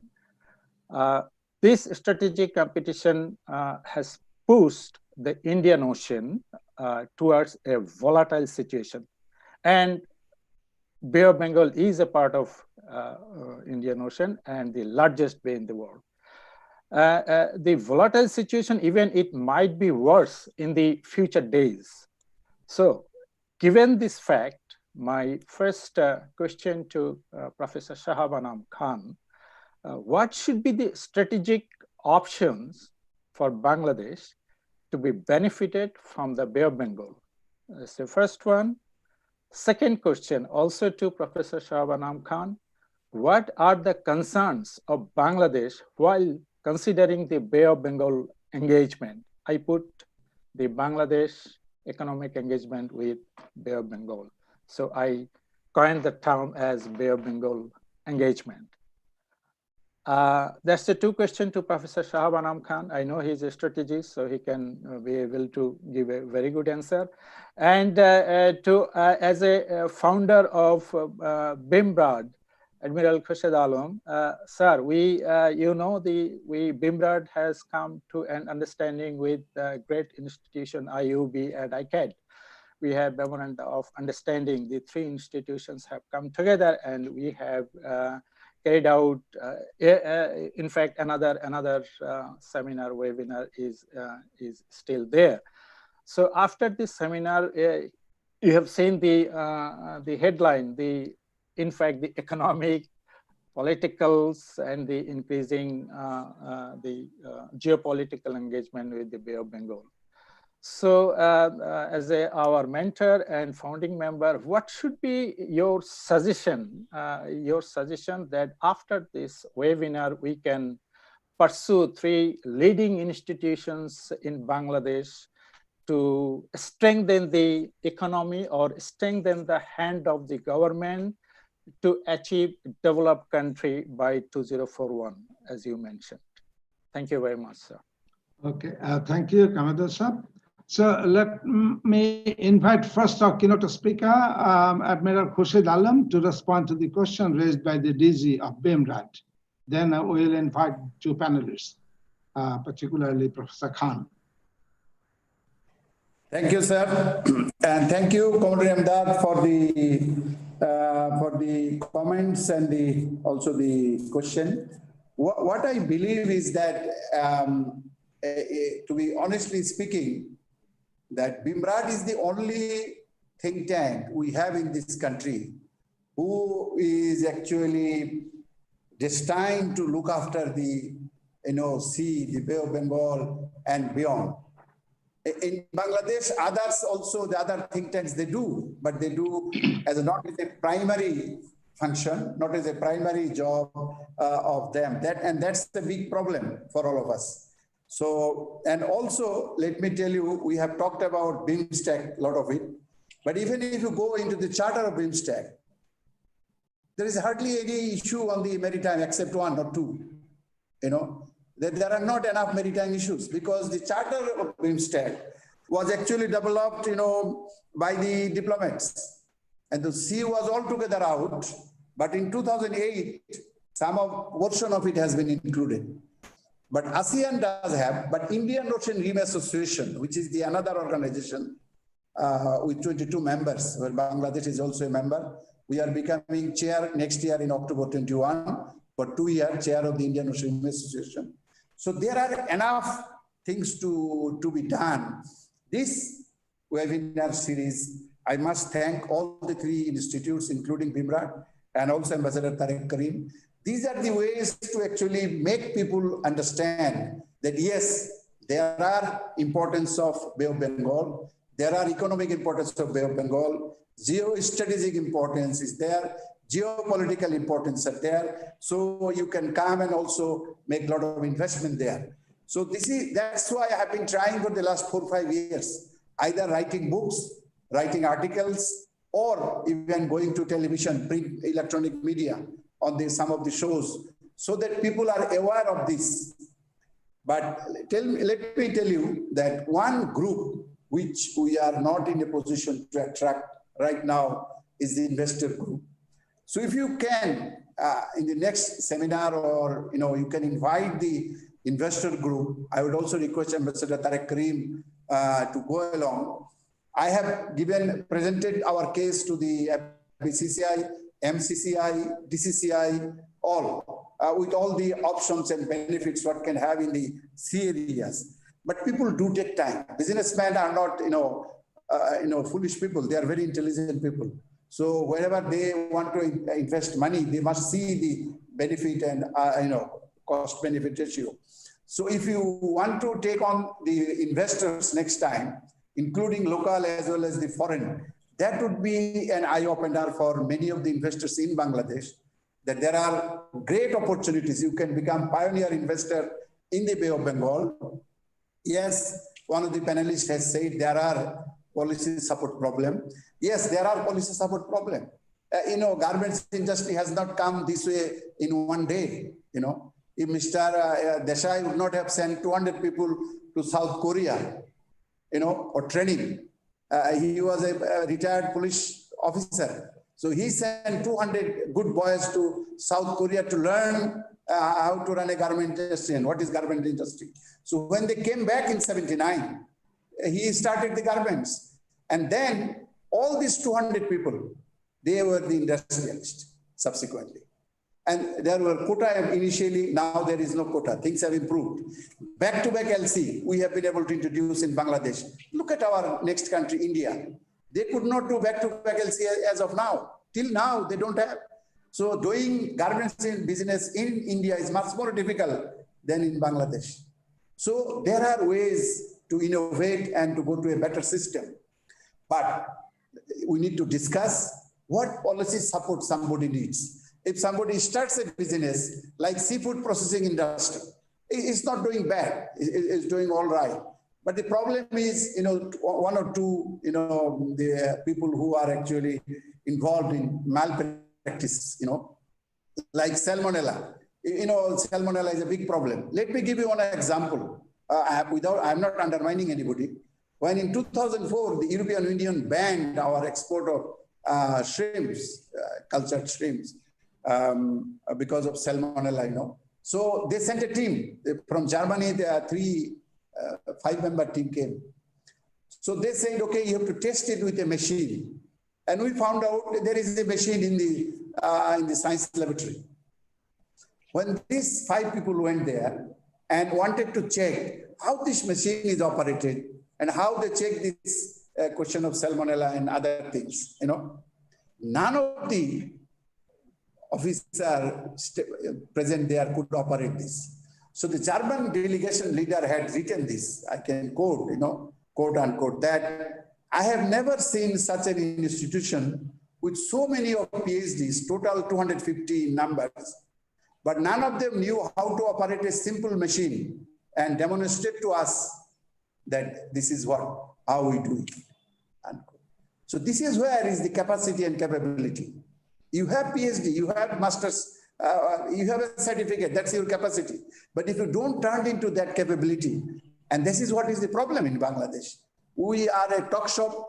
We must move this from talk shop to real work, and then only probably we will be able to see some real progress. But I would only say that this 3 institute, I must congratulate all 3 of them, including the university, that please continue this process so that Bay of Bengal is, comes into the memory of people. If you see why in the Arabs came to Indian or went to Indonesia or others, because of monsoon.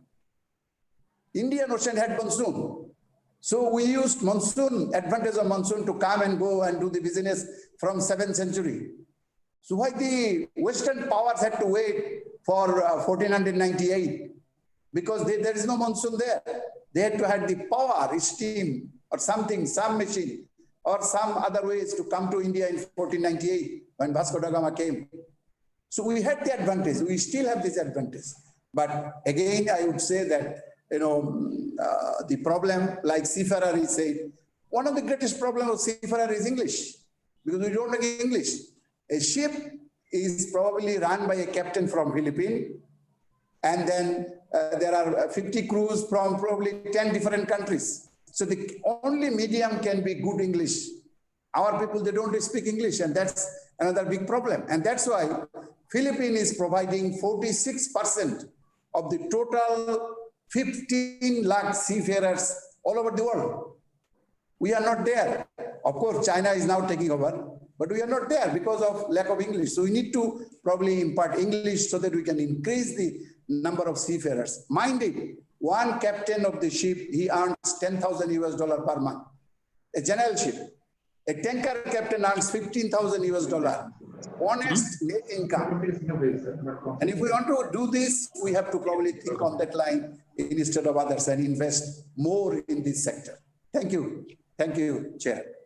Yes, thank you, Admiral Alam, for your wise comments to the questions. Now let me invite Professor Khan to respond to the DG of BIMRAT's comments. Thank you very much. This is a billion-dollar question that DG has actually asked, that what would be the future look like in the Bay of Bengal? It has to be seen through 3 basic prisms. The first prism is the politics of supply line. Now, this is one of the critical area.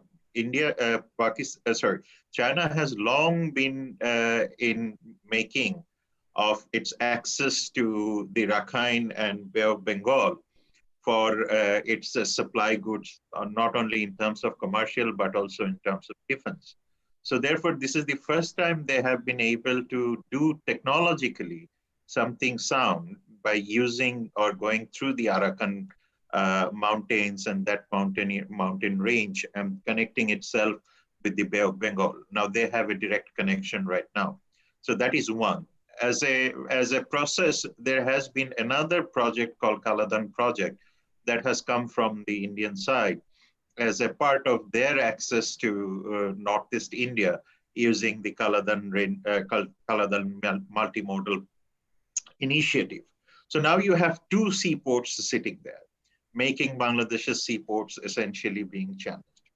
Third one has come up, which is the Visakhapatnam. Now, Visakhapatnam and Andaman, there is a proposal to build another seaport by the Indian authorities, essentially to divert a large number of logistics goods. And the 4th one is the rise of Trincomalee. And even last week, when BIMRAT hosted that particular meeting, Sri Lankan Foreign Secretary was essentially stressing on using of Trincomalee as another key strategic port. So that is becoming another factor. So that calls for very interesting tussles between 2 powers, which is India and China. So that's one set of understanding. Second understanding is the ASEAN Indo-Pacific energy contest. So if you look at the current energy portfolio that Myanmar is offering, they have 51 offshore blocks, out of which 38 are essentially within the grasp of three major countries: Thailand's PTTEP, France's Total, and South Korea's Daewoo. So now you can see that the Sri Lankan, Singaporeans are aiming for another offshore block out of the remaining 13. So you now see that the ASEAN Indo-Pacific interest is essentially converging over there. So the energy will be another key factor. The third factor is the lack of information. If you remember, I was saying that the critical factor that will come eventually in a few years of time is information regarding pollution, information regarding unmanned equipments, and obviously unmanned vehicles that will be underwater vehicles. Now, how we are going to monitor these things and what would be the modalities for these things to be deployed in our bay will also be a factor that will be challenging our strategic autonomy. Another factor that is being discussed in the international community, and perhaps this has come after the Iranian crisis, whether the investments or the heavy transportation will require additional security measures. Of course, we are not in a similar situation that has happened in those canals, but essentially, if there is a tussle going on between Washington and Beijing, and perhaps even if there is a tussle going on between Delhi and Beijing, definitely the investment in this particular region will be quite difficult, and that will come with some sort of negotiation or perhaps guarantee, asking for guarantee in terms of security for the investment by the Americans and others. So that is another dimension that we have to remember. The last but not least is the repeated violation of international law. And if you look at Bangladesh-Myanmar relationship, at least 7 times Myanmar has violated Bangladesh's airspace, and it has been repeatedly violating Bangladesh's maritime space too. And when you talk about maritime space, even we have seen that Myanmar has repeatedly tried through its public statements as well as public documentation that San Martin remains their part. So that also shows some sort of act of provocation regularly. So this act of provocation will certainly not keep Bangladesh-Myanmar relationship at a very easy atmosphere. And even if we see that the recent amassing of Burmese forces across the border perhaps gives us another indication that it will not be surprising if we see that there is a naval amassing in Bangladesh-Myanmar maritime boundary. So we have to have our early warning system in place. And the last important factor is if you look at the whole region from the arc of instability factor, starting from Kabul to Kashmir to Galwan and all the way down to Northeast India and of course Rakhine, you see that particular crescent has spillover effect on each other. So therefore, the contest for strategic autonomy for Bangladesh and perhaps our strategic uniqueness, if we want to preserve it, we have to first ensure that our defense capability is strong. B, we have proper policies in place in terms of resource exploitation, as the Secretary has rightly mentioned, that we have to have our capacity as well as capability. And the third thing that we have to have is strengthening our surveillance capacity. Now, surveillance capacity will be one of the key determinants when the international investment will come. And we have seen in the case of Persian Gulf, we have seen in the case of Iranian coast that essentially these are the factors that comes up with the international oil companies to make sure that they have a better bargaining with us. With all these issues, the Bay of Bengal is not going to be a very happy land anytime soon. And since it will have a lot of resources, it will have a lot of competing forces coming in. Therefore, we have to be very, very careful about our own capabilities. I would echo with the Secretary once again that if you want to translate your capacities into capabilities, of course, you have to have a solid planning. And quite interestingly, that if you see, Bangladesh has procured 2 Ming-class submarines, and now Myanmar has procured another submarine, and deep down Singapore is in the process of acquiring their submarines too.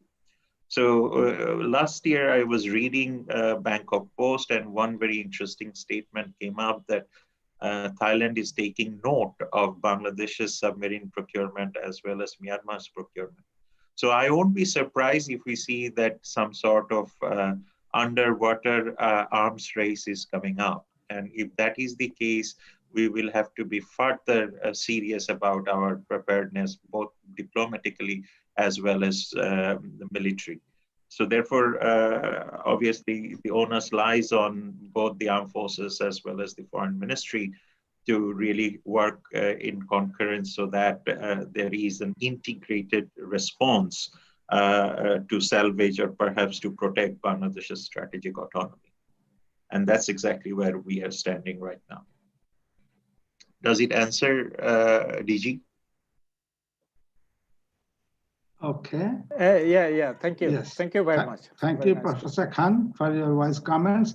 Now let me give a minute to our other panelist, Professor Selim Raihan, if you have some last thought to share. Just to thank you, Professor Bijam. I just want to add one point here. We need to actually strike a balance between the strategic objective as well as the economic objectives, because if we look at Bangladesh history over the last 5 decades, one advantage Bangladesh actually enjoyed that it had very low level of conflicts with its neighboring countries.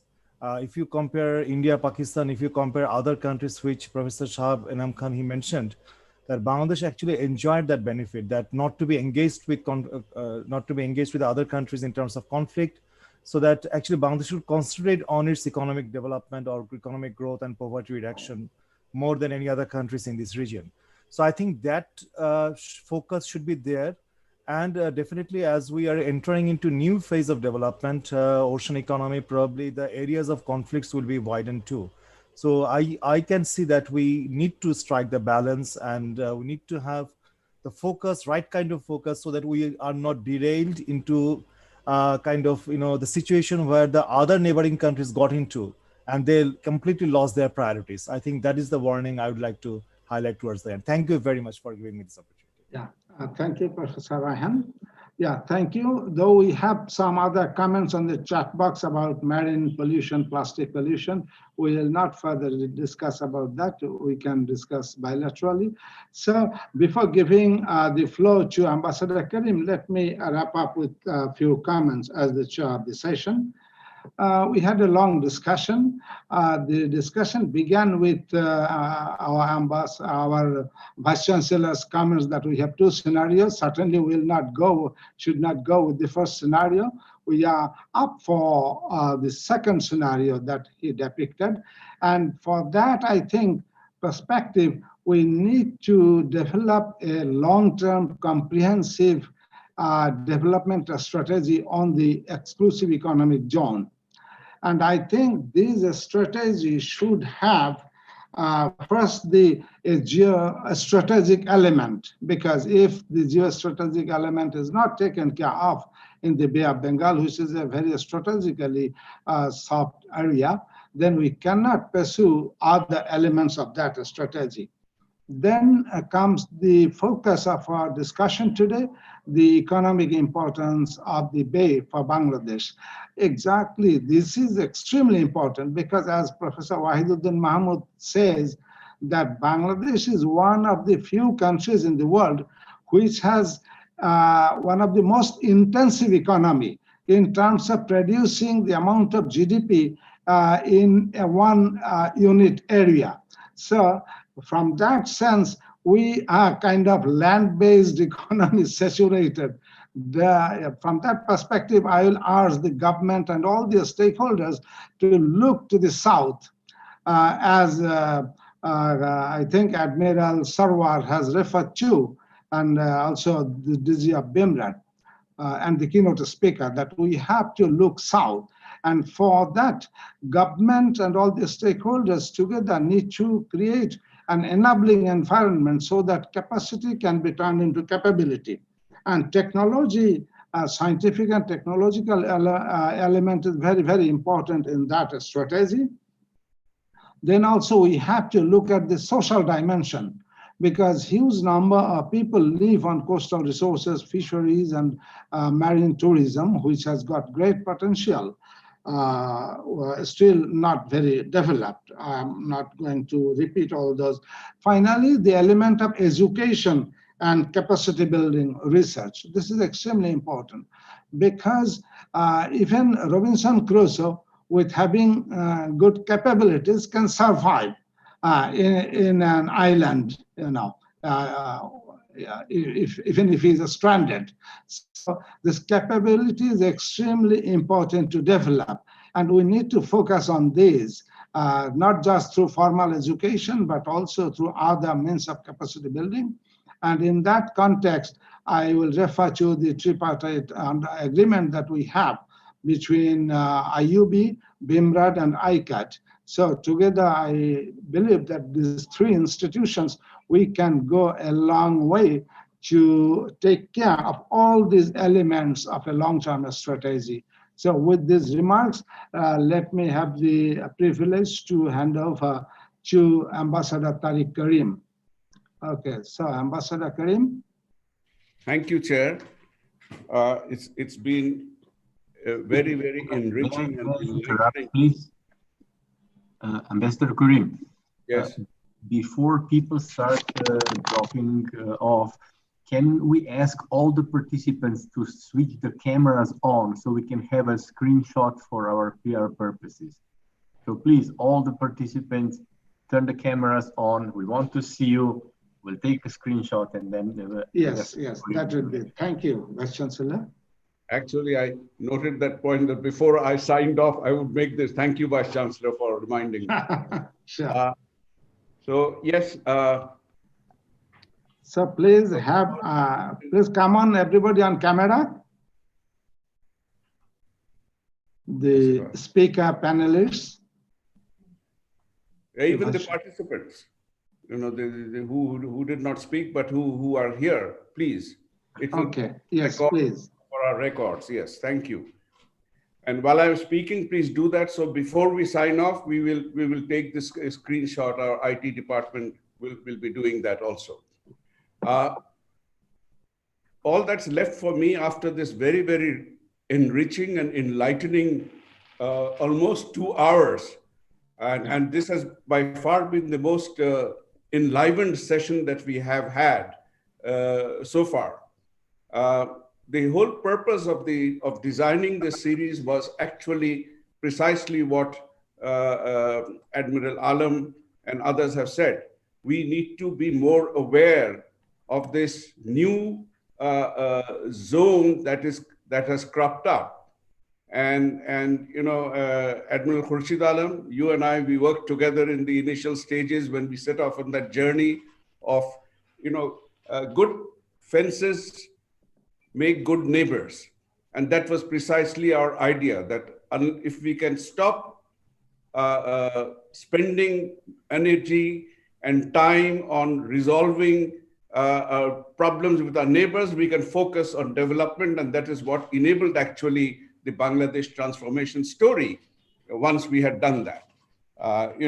People say, how did Bangladesh develop so fast? I would say that was one of the reasons. So thank you very much for coming on board, and I look forward to continuing collaboration with you. I can see that you have really devoted yourself to in-depth study of this, and all of us, particularly the country, will develop more. You brought in not just the technical aspects, the geomorphological dimensions that are involved in the bay, about which many people don't know. You brought in the connection that the blue economy is not just the aquamarine blue of the Bay of Bengal, it's also the blue of the rivers, because it's the rivers that make the bay, and the two interact on each other. So we need to find the symbiotic relationship between these two and how they affect each other also. That's something that is often very neglected. It has consequences for factors that the other two speakers have also highlighted on. Professor Salim Rehan and Professor Shahab Inam Khan admirably complemented each other, and that is what I was hoping they would do. Professor Salim Rehan is a noted economist who has focused his energies on the economy of South Asia, whereas Professor Shahab Inam Khan, a member of the Department of International Relations, is a strategic thinker and an expert in political economy. And everything, whatever we say, everything in this part of the world hinges on how we address our economic problems. One clear thing that came out is A, we need to look at things holistically. We have to move away from the silo approach. Nothing works on its own. We all live in splendid, isolated ivory towers. We need to connect those towers. B, we need not just the integrated approach, we also need to think in terms of anticipation. This was one of the fundamental lessons I learned when doing my graduate studies and then teaching ecological security. Anticipatory thinking has to underline every exercise you take in either devising regulatory frameworks or devising advice to policymakers. Your framework cannot be 5 years or 10 years. It has to be 50 years or 100 years. What you do will affect your next generation and several next generation. Conversely, what others do will affect you for the next generation. And therefore, that is why anticipatory thinking, this is something which we have forgotten. We hope that this process, this partnership that we have between our three organizations will help the government to be able to engage in that. And it will be able to come forward with actionable ideas that are future looking, not just looking about tomorrow or the next elections, but looking for sustaining. I get alarmed when people say we need to exploit or we need to retrieve these resources. We also need to conserve these resources. And they conserve them. We should not end up doing what we have done, what I've always kept saying, with the green economy or the brown economy on land. We need to conserve what we still have not untapped. And I'm so happy to hear from Admiral Alam that our fishery stock is almost the same as it was several decades ago. Yes, and of course, Bangladesh can only develop, as you have rightly pointed out, we need to not just develop the capacity, but we also need how to convert that capacity into capability that will be useful. So I thank everybody over here. I thank my colleagues at the IUB who helped to put this together technically and worked very hard to make this series come and work the way we designed it to. I thank our media partners who are helping to bring this basically a mystified, mythical subject. It's esoteric in nature. It doesn't excite the imagination. It doesn't have sex appeal, if I may use that word crassly, into the realm of how it affects everyday lives of our citizens and the future. So they play a very important part, and that's why we decided consciously that we need to engage the media in this. And last of all, I'm very gratified by the participation. I see there are, this has implications for our landlocked neighbors, as well as for all the littoral neighbors. The Professor Shahab Inam Khan brought out this aspect that had exactly what I had in mind, that we need to think beyond the existing framework of institutions we set up to date. They had limited scope of operations. They constrained themselves by the limited terms of reference they set for themselves. We need to look beyond BIMSTEC Plus. And that is where the Bay of Bengal, maybe one day, I don't know, maybe one day, we will evolve towards developing a Bay of Bengal community. But for that, we need to put in place a governance structure, a set of regulatory framework, which will work not only for Bangladesh, for our own maritime domain, but everybody else will be involved.